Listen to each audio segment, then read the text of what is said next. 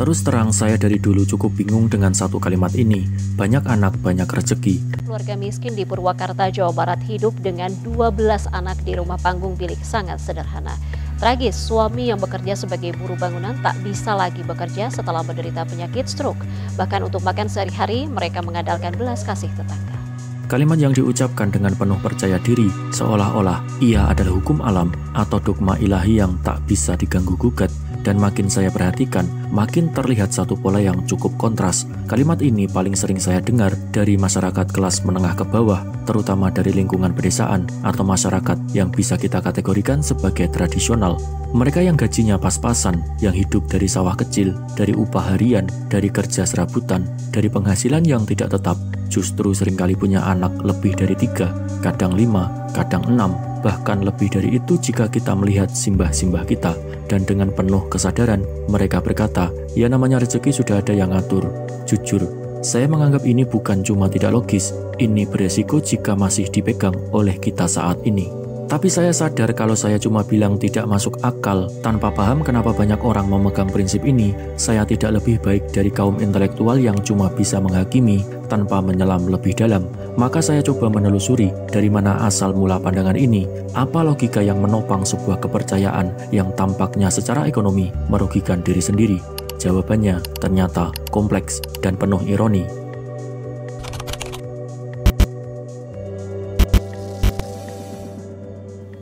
Satu keluarga dengan 15 anak dan berkartu keluarga 2 lembar viral di media sosial. Keluarga yang tinggal di Kota Malang, Jawa Timur itu hidup sederhana dan penuh keriuhan. Pertama-tama, mari kita sepakati dulu bahwa video ini bukan mengeneralisir, bukan juga untuk menyudutkan kalangan tertentu, murni dari pemikiran dan rasa penasaran ketika mengamati masyarakat dan mencoba mendalaminya. Pada dasarnya, pandangan banyak anak banyak rezeki tidak lahir dari ruang hampa. Ia bukan sekedar keyakinan agama atau petuah nenek moyang yang turun tanpa sebab. Ia adalah hasil dari konstruksi sosial dan historis yang sangat panjang. Kalau kita pakai pendekatan genealogis, kita bisa bilang bahwa pandangan ini adalah produk sejarah yang telah dilupakan asal-usulnya oleh generasi saat ini. Dalam artian, kita sering mengulang pandangan itu tanpa tahu konteks awalnya seperti apa dan kenapa dulu ia relevan, dengan catatan jika memang pernah relevan. Dalam konteks agraris tradisional misalnya, banyak anak berarti banyak tenaga kerja. Anak adalah aset ekonomi dalam masyarakat pertanian yang mengandalkan kerja manual dan kolektif. Semakin banyak anggota keluarga, semakin besar kemungkinan ladang bisa digarap secara optimal. Dan karena anak-anak biasanya membantu sejak usia dini, entah dengan pembibitan tanam, mencangkul lahan, atau mengangkat air, mereka dianggap tidak membebani, bahkan menguntungkan. Disitulah akar dari ide, anak adalah rezeki. Tapi sekarang, kita hidup di tengah sistem ekonomi yang menuntut skill, pendidikan, dan biaya hidup yang tinggi. Anak-anak bukan lagi alat produksi, mereka adalah konsumen sejak hari pertama. Tapi anehnya, ide lama itu tetap dipeluk erat. Saya melihat ini sebagai semacam dislokasi antara kepercayaan lama dengan realitas baru. Dan ketika kepercayaan itu terus diwariskan secara turun-temurun, ia menjadi kebenaran bersama, bukan karena benar, tapi karena diulang terus-menerus. Disinilah Pierre Bourdieu masuk. Dalam teorinya soal habitus, ia bilang bahwa kebiasaan, nilai, dan cara berpikir masyarakat dibentuk oleh pengalaman historis yang tertanam dalam tubuh dan pikiran mereka. Jadi, masyarakat tradisional terus-menerus mengulang apa yang dianggap normal atau benar oleh lingkungan sosial mereka, bahkan ketika kondisi zaman dan ekonominya sudah berubah total. Masalahnya, habitus ini tidak gampang dibongkar. Bahkan saat mereka sudah tahu bahwa biaya sekolah mahal, harga susu naik, biaya rumah sakit tidak bisa dicicil dengan doa, mereka tetap percaya bahwa anak adalah pembawa rezeki. Ada lapisan iman di sana, tapi iman dalam kasus ini lebih mirip sistem pertahanan psikologis, sebuah coping mechanism untuk menyiasati hidup yang tidak pasti. Ketika logika gagal memberikan harapan, kepercayaan dipegang erat sebagai satu-satunya pegangan. Ini bukan sekedar irasionalitas, ini adalah bentuk lain dari pertahanan hidup. Ada satu hal yang menurut saya penting juga, rasa takut.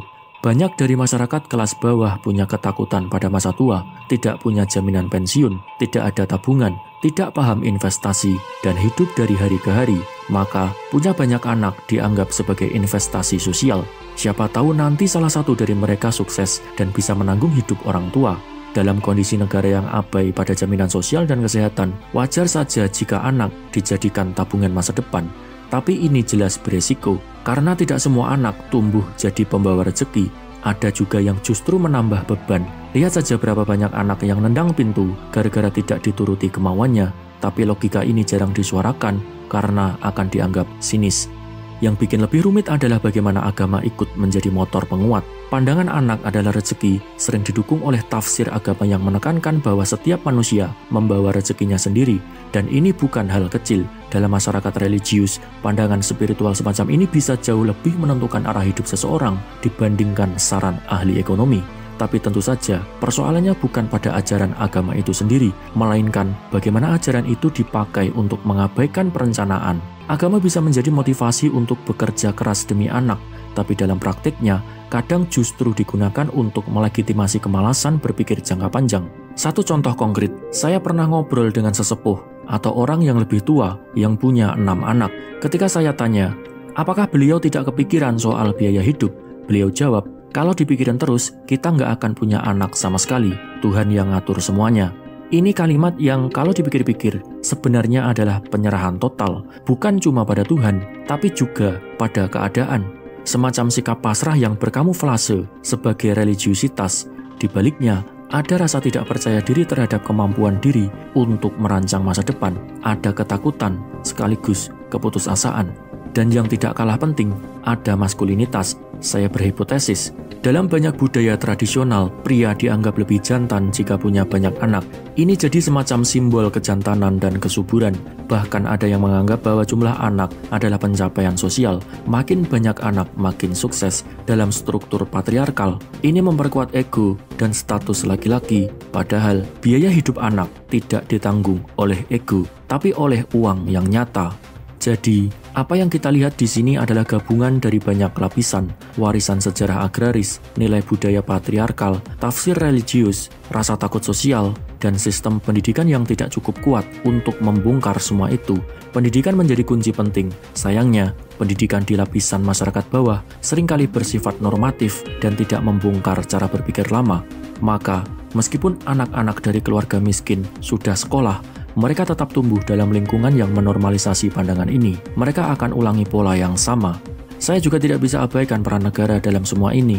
Ketika negara gagal menyediakan jaminan sosial, gagal menyebarkan pendidikan dan kesehatan reproduksi secara merata, dan gagal mengintervensi dengan kebijakan keluarga yang pro perencanaan, maka masyarakat akan kembali pada pola yang lama.